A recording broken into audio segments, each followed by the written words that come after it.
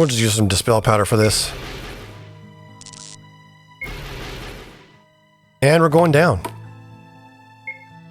We're a new level here, so standard procedure, take a look at the gem. We're there. Oh, the other passage is another treasure run. We'll definitely be going back to that. Daemons and liches. Excuse me, pardon me, skirt.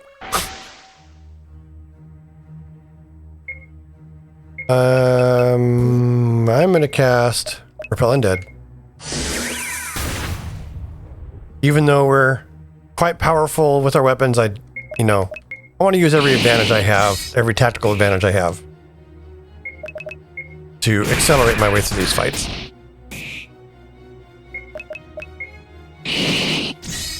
We might be in and out of this fight before the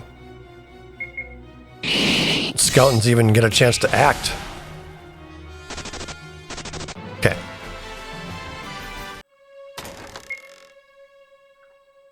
So continuing on, looks like there were two downward things. Oh, here's another fountain. That one's a no effect fountain. Okay. The other thing in the other Ultimas was like, you just had to know which fountains did which. Sim's magic defense increased.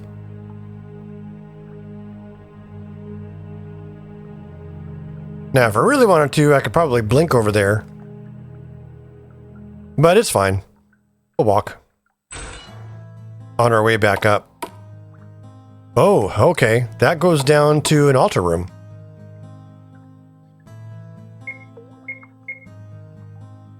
Torch.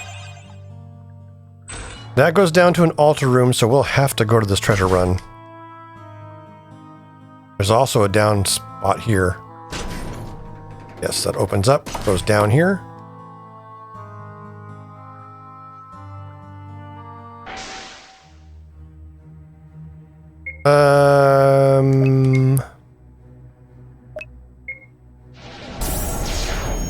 Let's go ahead and negate so these phantoms are encouraged to leave and that Lich is discouraged from casting nasty spells.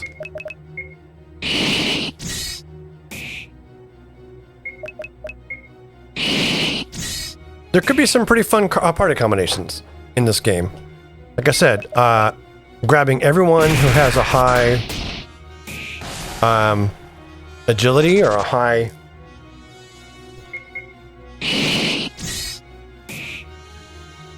basically high dexterity would allow you to have people that act fairly often. You could, for a long time I was when I started this game, playing this run through, I actually had a bunch of spellcasters in my party. Okay, this is actually a long series of rooms that just chained one into each other in the original game, and it was pretty clever the way the traps were set up. So we're going to go ahead and cast an unlock.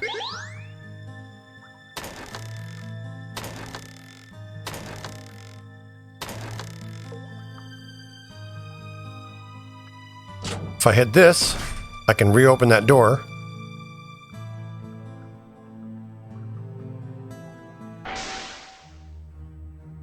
A couple of sorcerers emerged. I can't remember if I'm thinking about that room we're about to enter, and I can't remember if that chest in the middle is a trap or not. And every indication screams to me it's a solo chest in the middle of the room. It should be like a mimic or something dumb. Yeah, you can see after our first couple of dungeon crawls and getting some gear stood up, the rest of these dungeon crawls are really quite easy by comparison.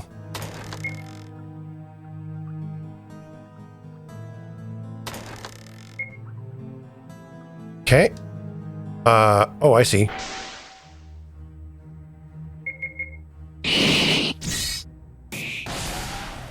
And in designing these rooms again, I was trying to approximate what I could with the art assets and the behaviors that I had in the game. the way secret passages and stuff worked in the real game. Now, I could have been more strict. I wanted to make it a little bit more approachable on purpose. Otherwise, finding these it was very difficult to find these secret passages, or could be, unless you were really, really looking and paying attention. So I did what I could to simplify it a little bit, make it just a little bit more friendly. And this is the Green Stone of Justice.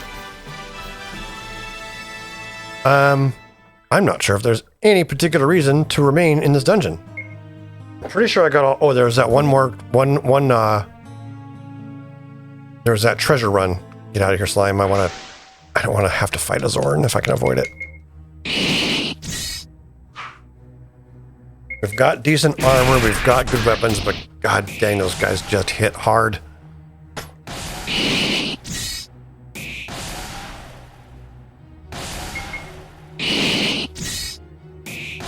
All right.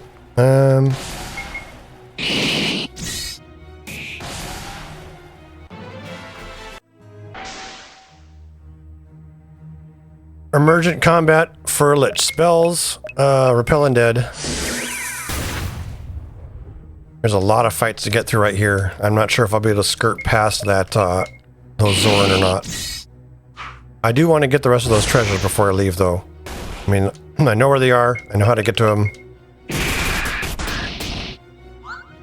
It's probably a good 1,000 gold worth of treasure at least, if not 2,000. More like 1,000. But, you know, you saw how expensive the most strongest magic armor was. And we still don't have magic weapons for everyone. Like, for instance, I know for a fact, if we want to get Maria really back into the game with her magic ability, then the thing to do would be to get her a magic wand. Skirt, skirt. Okay.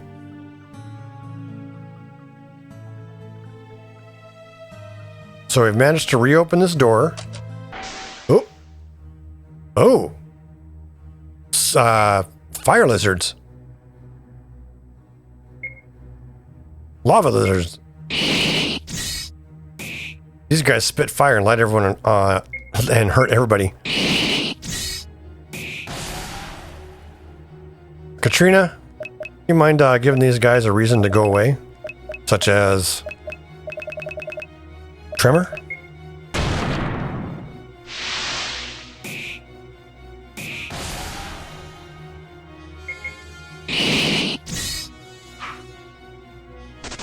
Okay.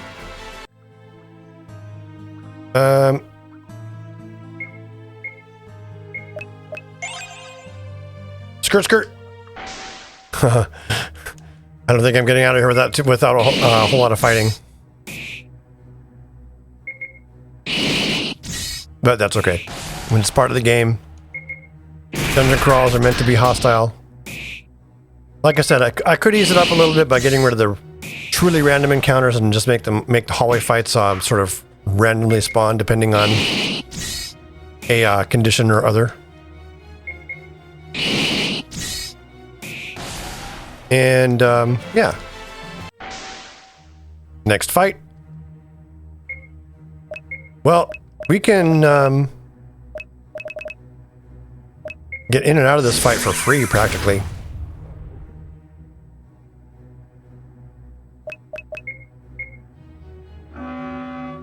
We'll just use the horn.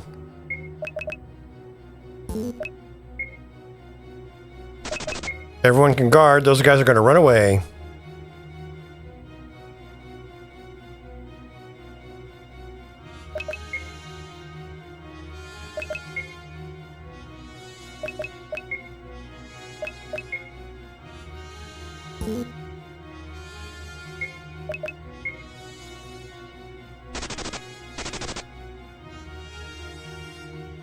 We're giving you a chance to leave, skeleton.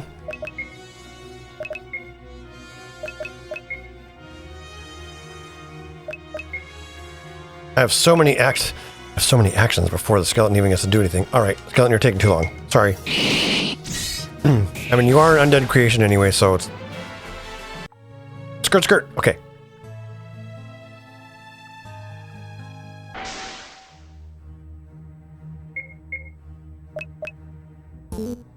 I have enough for a dispel magic. Or negate magic, sorry.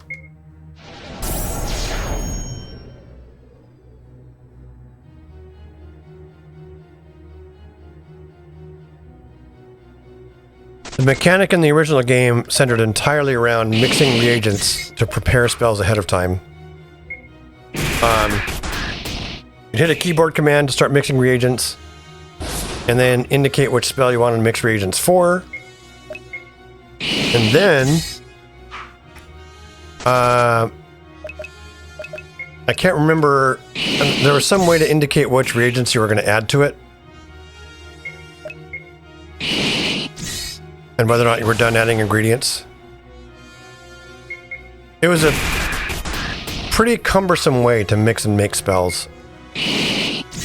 But the thing that you could do in that game was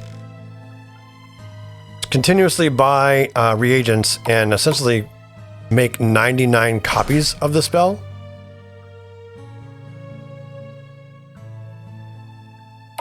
Okay, that was this one. We'll go ahead and dispel powder our way through these energy fields. That passage is open because we opened it up before. But it was pretty cool. You could have like lots and lots of copies of those spells ready to go.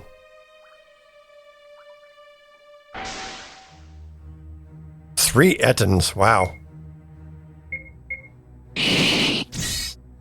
Well, Katrina, this is your time to shine with a tremor. Yeah, give them what for. They're both terrified.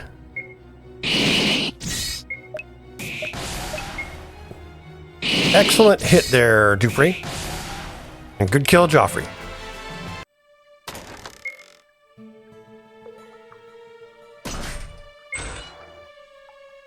No!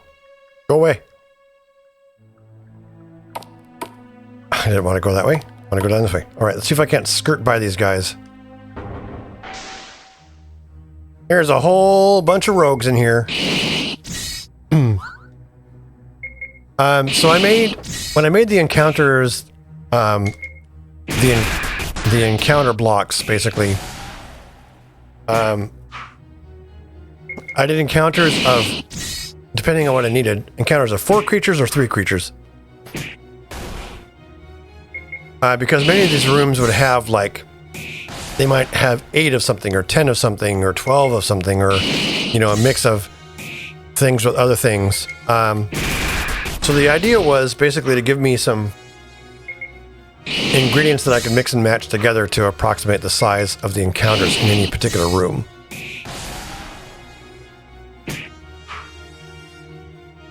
So if I have, like, this room actually had 16, I think it had 16 rogues in it. So I put in 4 groups of 4 to approximate that fact. It was just filled with rogues on either side, and you had to kind of blast your way through.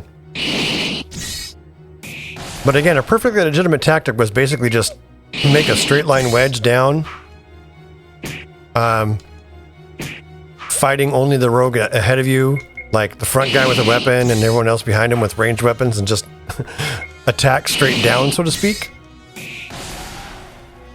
until your path was clear, and just walk through and leave most of the rogues behind. You take a little bit of damage as they swiped at you along the way, but you get in and out of the room without having to kill 20 rogues. So the way this game is laid out with this 2D maps is a little bit approximate to that. So you can see how I was able to skirt past 2 of those rogues. All right. Spells. Unlock.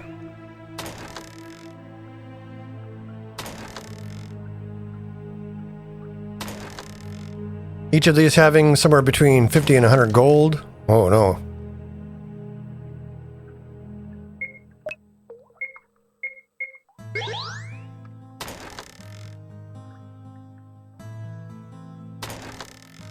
I don't need light. 2 Cyclops.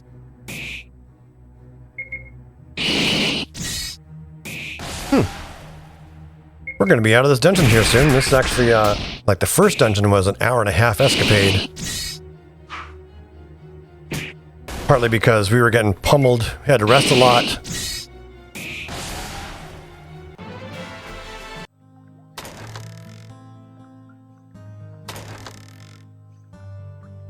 And that is it. So, let me check my stats for the avatar. We picked up a whole bunch of defense, which reduces, oh no, with justice. We picked up a bunch of resistance, which means magic damage, we'll take less damage from magic damage from this dungeon. We also got the stone.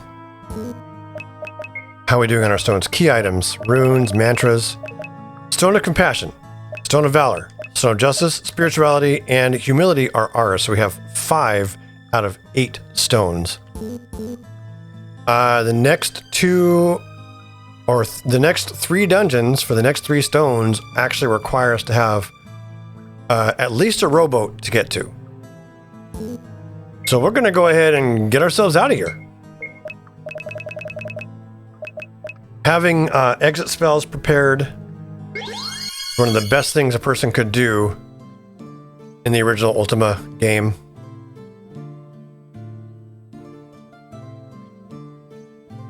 And we can just go ahead and... I keep hitting the wrong button and advancing the moon gate more than I want to. So you saw how in this encounter one headless appeared as by default, and the others appeared afterwards. That's sort of how I scripted it. The other like the way RPG Maker MZ lets you do is you can have some creatures in the encounter that are hidden that don't impact the encounter until you do some sort of scripted cue to add them to the encounter.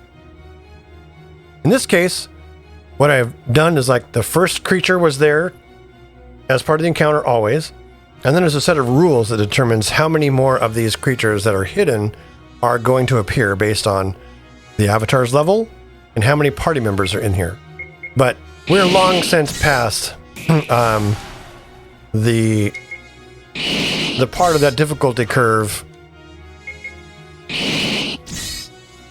where anything remains hidden, so everything is on the table now. We're always fighting for creatures on the surface.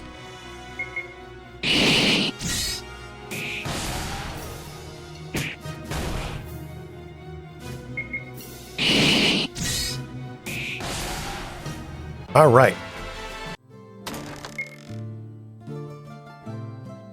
So, we're way up north of Britain. I mean, we really don't need to travel to the castle and get healed up or anything. We could find any old place to stop off.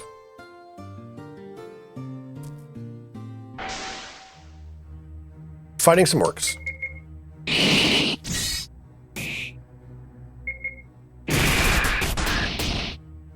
I'm actually... Well, let me kill these orcs, and then I'm going to check my supplies. I want to see how much of the supplies we actually consumed. The next 3 dungeons are going to be a little bit tougher, because... First of all, they're only accessible by ship. And in this game design, I made the traps and puzzles a little more brutal in those ones. Like, you have to be further along in the game anyway before you can really access them.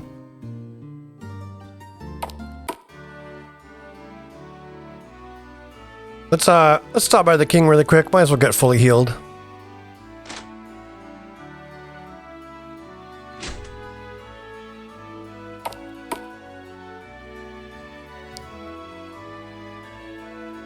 only 3 more stones to go.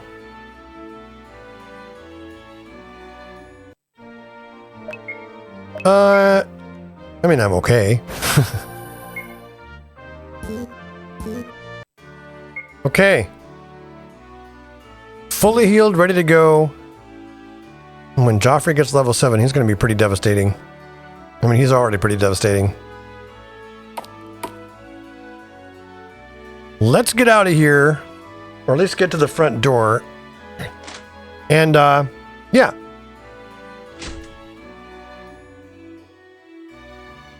I think the next dungeon that we're going to take a look at is the one that's south of the Empeth Abbey down a river that would require us to use a raft to get to. We've seen it a couple of times in previous episodes.